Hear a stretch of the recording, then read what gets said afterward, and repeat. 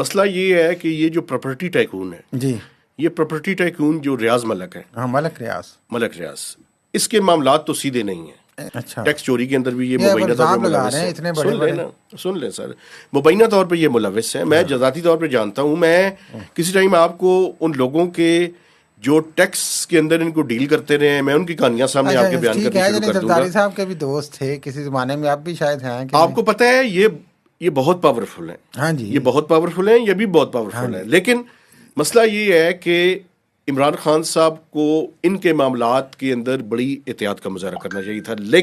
لیکن عمران خان غلطیاں دیکھیں ہوتی ہیں، آپ جب اتنے لیول پہ اتنے امپورٹنٹ ڈیسیژنز کر رہے ہوتے ہیں، عمران خان صاحب سے مجھے توقع نہیں ہے کہ وہ اس طرح کی غلطیاں کریں، لیکن کروا دی جاتی ہیں۔ لیکن سنیں نا، اگر غلطی ہو گئی ہے چلیں اس کے بارے میں، لیکن وہ پاکستان کے اس ٹائم سب سے بڑے پاپولر لیڈر ہیں، پولیٹیکلی وہ بہت آگے ہیں ان سب سے۔ یہ جتنے باقی ٹیکنیکل جو ہے وہ گیمرز جو ہیں اور جتنی دل ہے باتیں شاتیں کرتے رہے۔ یہ خوف تو بتا رہا ہے، جس طرح صبح سے پریس کانفرنسز ہو رہی ہیں اور گاڑیاں ڈی چوک میں آپ کو پتہ ہے پہنچ گئی ہیں، پریزن وین پہنچ گئی ہیں، بڑی تعداد میں پولیس پہنچ گئی ہے احتجاج کے خطرے سے۔ جی بالکل، تو ایک خوف تو ہے عمران نہیں، خان کا۔ وہ دیکھیں مسئلہ یہ ہے، اور میں آپ کو بتاؤں یہ جو ہیٹ اس فیصلے کے بعد شروع ہوئی ہے، حکومت کو ایک پرابلم ہے۔